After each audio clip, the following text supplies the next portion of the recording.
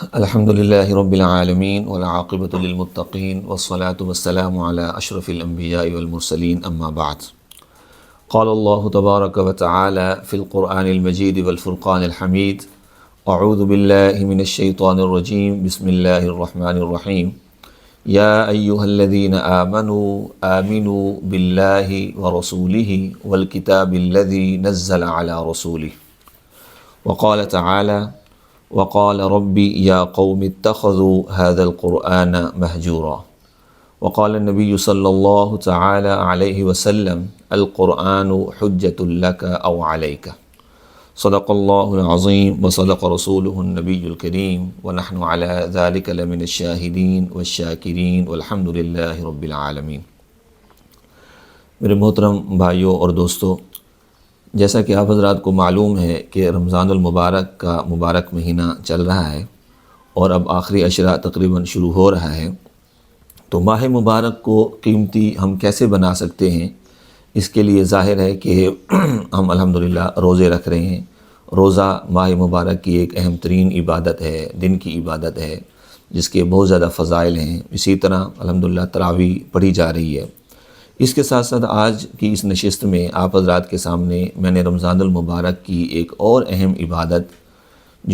جسے ہم تلاوت قرآن کریم کہہ سکتے ہیں، اس کے بارے میں کچھ گزارشات آپ حضرات کے سامنے رکھنی ہیں اور آپ کو اس طرف متوجہ کرنا ہے۔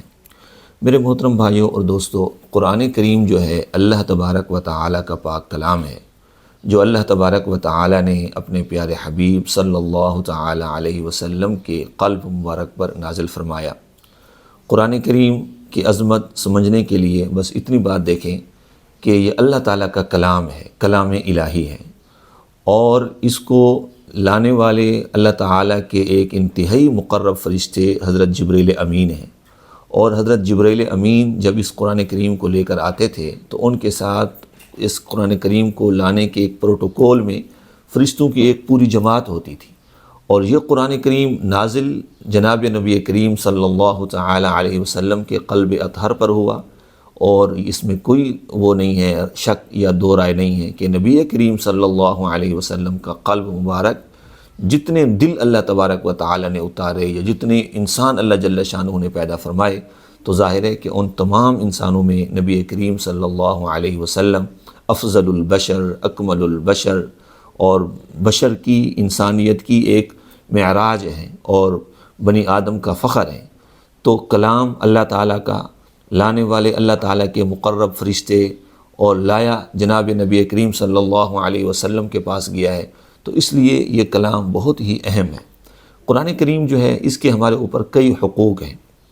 ان حقوق میں سے ایک سب سے بڑا اور اہم حق یہ ہے، جسے اللہ تعالیٰ نے قرآن کریم میں بھی بیان فرمایا کہ اے ایمان والو، ایمان لے آؤ اللہ پر اور اللہ تبارک و تعالیٰ کے نبی پر یعنی رسول پر،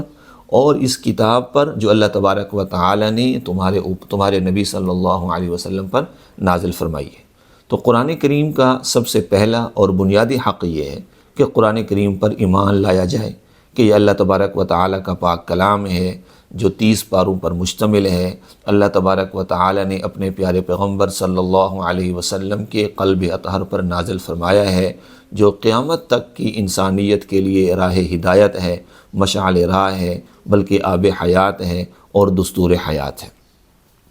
اور اس قرآن کریم میں جب سے یہ نازل ہوا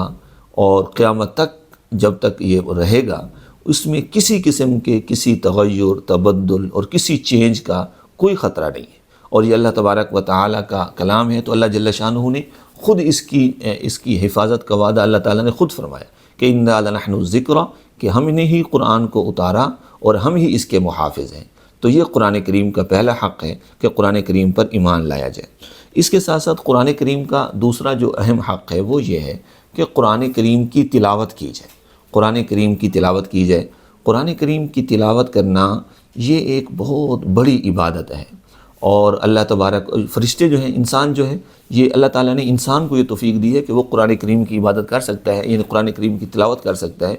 حتیٰ کہ فرشتے جو ہیں وہ بھی قرآن کریم کی تلاوت نہیں کر سکتے سوائے حضرت سیدنا جبریل امین کے۔ اس لیے روایات میں آتا ہے کہ جب انسان قرآن کریم کی تلاوت کرتا ہے تو فرشتے جو ہیں یہ انسان کے لبوں کو آ کر بوسہ دیتے ہیں اور جہاں انسان تلاوت کر رہا ہوتا ہے وہاں سے لے کر آسمان تک ایک فرشتوں کی قطاریں لگ جاتی ہیں کہ یہ انسان ہیں اور کتنے اچھے ہیں، کتنے مبارک لوگ ہیں کہ جو اللہ تبارک و تعالیٰ کا جو کلام ہے قرآن کریم اس کی تلاوت کرتے ہیں۔ حدیث شریف میں آتا ہے کہ قرآن کریم کے ایک حرف پڑھنے پر 10 نیکیاں اللہ تبارک و تعالیٰ عطا فرماتے ہیں، اور روایات میں آتا ہے کہ الف لام میم جو ہیں یہ ایک حرف نہیں بلکہ 3 حروف ہیں، الف الگ ہے، لام الگ ہے اور میم الگ ہے۔ تو صرف الف لام میم کی تلاوت کرنے پر اللہ جل شانہ جو ہیں وہ 30 نیکیاں بندے کو عطا فرماتے ہیں۔ ہمارے ہاں یہ بہت بڑی سستی پائی جاتی ہے کہ ہم قرآن کریم کی تلاوت جو ہے یہ ہم اس کا اہتمام نہیں کرتے۔ یہ ماہ مبارک ہے اور ماہ مبارک کے اندر سب کوشش کریں کہ انتہائی کثرت سے زیادہ قرآن کریم کی تلاوت کریں اور قرآن کریم کو دل سے لگائیں، اس پر عمل کرنے کی کوشش کریں۔ دوسرا ایک اہم حق قرآن کریم کا جو ہے وہ یہ ہے کہ قرآن کریم کو یاد کیا جائے۔ قرآن کریم کو ہمارے ہاں الحمدللہ حفظ کرنے کی ایک ترتیب ہوتی ہے، ہمارے بچے مدارس کے اندر حفظ کرتے ہیں، جو بہت ہی عظیم الشان ایک وہ طریقہ ہے ظاہر ہے۔ لیکن اس کے ساتھ ساتھ جو بڑی عمر کے لوگ ہوتے ہیں تو وہ قرآن کریم کو یاد کرنے کا اہتمام نہیں کرتے۔ دیکھیں اگر آپ غور کریں حضرات صحابہ کرام رضوان اللہ علیہم اجمعین کی زندگیاں دیکھیں تو جب قرآن کریم نازل ہونا شروع ہوا تو اس وقت حضرت سیدنا صدیق اکبر رضی اللہ تعالی عنہ کی عمر مبارک جو ہے وہ تقریباً کوئی 38 سال کے قریب تھی۔ نبی کریم صلی اللہ علیہ وسلم سے جو ہے نا وہ کتنے 2 سال چونکہ چھوٹے تھے تو تقریباً 38 سال کی عمر تھی۔ خود جناب رسول اللہ صلی اللہ علیہ وسلم کی عمر مبارک 40 سال تھی، اور 40 سال کے بعد ظاہر قرآن کریم اترنا شروع ہوا، اور جیسے جیسے اترتا گیا تو نبی کریم صلی اللہ علیہ وسلم نے یاد فرمایا۔ اسی طرح دیگر صحابہ کرام حضرت سیدنا فاروق اعظم، حضرت سیدنا عثمان بن عفان، حضرت سیدنا علی المرتضیٰ اور دیگر جو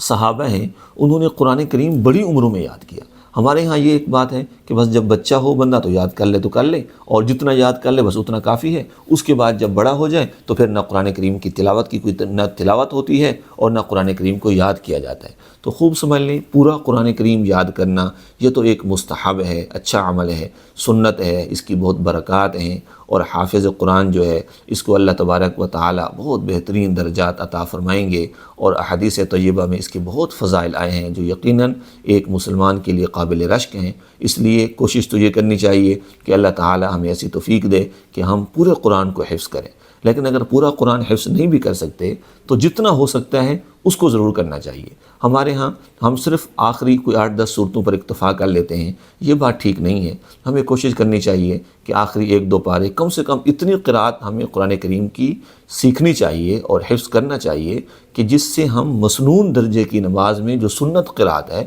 وہ کر سکیں۔ اور نماز میں سنت قرأت جو ہے فجر کی نماز میں سورۃ الحجرات سے لے کر سورۃ البروج تک ہے، اور ظہر کی نماز میں بھی اسی طرح لمبی قرأت ہوتی ہے، اور عصر کی اور عشاء کی نماز میں درمیانی درجے کی قرأت ہوتی ہے، اور مغرب کی نماز میں جو ہے وہ بڑی مختصر سے قرأت ہوتی ہے۔ تو جو قرأت مسنون ہوتی ہے، مسنون درجے کی قرأت جو ہے وہ کم سے کم ہمیں حفظ کرنی چاہیے۔ جتنا قرآن کریم اس میں پڑھا جاتا ہے وہ حفظ کرنا چاہیے، اور نمازوں میں مسنون درجے کی قرأت کا اہتمام کرنا چاہیے۔ تو دوسری بات یہ ہے کہ قرآن کریم کو حفظ کرنا چاہیے، اور اگر مکمل حفظ نہیں ہو سکتا تو کم سے کم جتنا ہو سکتا ہے وہ ضرور کرنا چاہیے۔ قرآن کریم کا ایک اور حق یہ ہے کہ کوشش کرنی چاہیے کہ قرآن کریم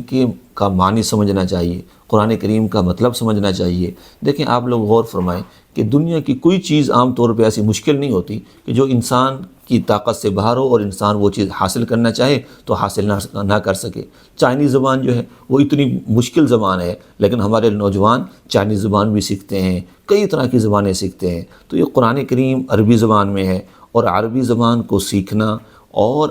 صرف عربی سیکھنے پر اکتفا نہ کریں بلکہ عربی سیکھ کر قرآن کریم کسی اچھے عالم سے پڑھیں، اس کا مطلب پڑھیں۔ اور اللہ تبارک و تعالیٰ قرآن کریم میں فرماتے ہیں کہ افلا یتدبرون القرآن ام علی قلوب اقفالها، کہ ان کو کیا ہو گیا کہ یہ قرآن کریم میں تدبر نہیں کرتے، غور و فکر نہیں کرتے؟ کیا ان کے دلوں پر کوئی غلاف ہے کہ جو ان کو قرآن کریم سمجھنے سے قرآن کریم نہیں سمجھنے دیتا؟ تو قرآن کریم کو سمجھنا، دیکھیں کہ ہمارے کسی دوست کا اگر میسج آئے اور کسی ایسی لینگویج میں آئے کہ جس کو ہم سمجھ نہ پا رہے ہوں، تو ہم فوراً کسی اور بندے کے پاس جاتے ہیں، اس سے پوچھتے ہیں کہ بھائی ہمیں بتاؤ یہ کس طرح ہے، یہ کس طرح ہے، تو اس کو سمجھتے ہیں۔ تو قرآن کریم اللہ تبارک و تعالیٰ کا ایک میسیج ہے جو 1400 سال سے اللہ تعالیٰ نے ہماری ہدایت کے لیے اتارا ہے، اور ہم نماز میں الحمدللہ اس کی تلاوت بھی کرتے ہیں، عام ٹائم میں بھی تلاوت کرتے ہیں۔ اب ایک بندہ نماز میں اللہ جل شانہ کے ساتھ ہم کلام ہوتا ہے، اور ہم کلام یعنی جب روایات میں آتا ہے کہ جب بندہ پڑھتا ہے الحمدللہ رب العالمین، جس کا مطلب یہ ہے کہ تمام تعریفیں اس اللہ کے لیے جو تمام جہانوں کا پالن ہار ہے، تو اللہ تبارک و تعالیٰ اس کا جواب دیتے ہیں کہ حامدنی ربی، میرے بندے نے میری حمد کی۔ بندہ کہتا ہے الرحمن الرحیم، اللہ تبارک و تعالیٰ فرماتے ہیں کہ میرے بندے نے میری تعریف کی۔ یعنی ایک ایک آیت پر اللہ جل شانہ جواب دیتے ہیں، اور بندہ ہمیشہ اللہ تعالیٰ کے ساتھ ہم کلام ہوتا ہے۔ لیکن افسوس یہ ہے کہ بندہ سمجھتا نہیں ہے اس بات کو کہ میں نے اللہ تعالیٰ سے کیا درخواست کی اور اللہ تبارک و تعالیٰ نے مجھے کیا جواب دیا۔ تو یہ ایک سستی ہے، ہماری طرف سے غفلت ہے، اس لیے کوشش کرنی چاہیے کہ قرآن کریم کو سمجھنا بھی چاہیے۔ قرآن کریم کا ایک اور اہم حق جو ہے وہ یہ ہے کہ تعظیم کرنا چاہیے، قرآن کریم کی تعظیم کرنا چاہیے اور عظمت کرنی چاہیے۔ تعظیم کا مطلب یہ ہے، حضرت عکرمہ رضی اللہ تعالی عنہ جو ہے ان کا یہ معمول تھا کہ جب وہ کان یأخذ القرآن، جب وہ قرآن کریم کو اٹھاتے، وَيُقَبِّلُهُ، اس کو بوسہ دیتے، وَيَضَعُ عَلَىٰ عَيْنَيْهِ، اور اس کو اپنی کانوں پر، اپنے آنکھوں پر رکھتے اور فرماتے هَذَا مَنشُورُ رَبِّی، یہ میرے رب کا کلام ہے، یہ میرے رب کا منشور ہے۔ اسی طرح حضرت سیدنا فاروق اعظم رضی اللہ تعالی عنہ کے بارے میں بھی آتا ہے کہ وہ بھی قرآن کریم کو اس طرح دل سے لگاتے اور چومتے اور آنکھوں پر لگاتے اور سر پہ رکھتے اور کہتے کہ یہ میرے رب کا کلام ہے۔ تو اللہ تبارک و تعالیٰ کا چونکہ یہ کلام ہے، اس لیے اس کا احترام کرنا چاہیے، اس کو اٹھاتے ہوئے دل سے لگانا چاہیے، اس کو عام بکس کی طرح ایسے ہی بیگ میں پیچھے رکھ لینا یا ایسے ہی لٹکا لینا جیسے ہم کوئی انگلش کی کوئی ڈکشنری وغیرہ لٹکا لیتے ہیں،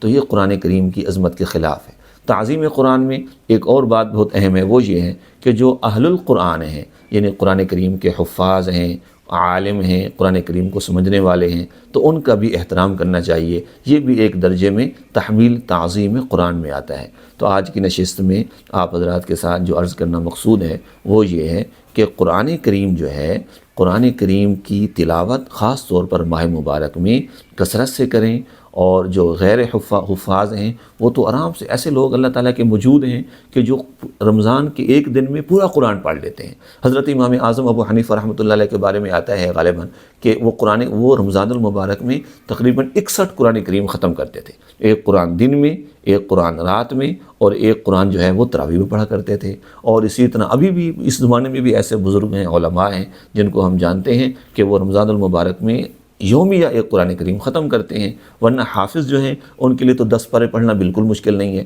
تو وہ 2-3-4 گھنٹوں میں 10 پارے پڑھے جا سکتے ہیں اگر، اور آرام سے بھی پڑھیں یعنی درمیانی رفتار سے بھی پڑھیں تو بھی 10 پارے پورے کرنا 24 گھنٹوں میں کوئی مشکل کام نہیں ہے۔ تو حفاظ زیادہ سے زیادہ تلاوت کریں، اور جو غیر حفاظ ہیں وہ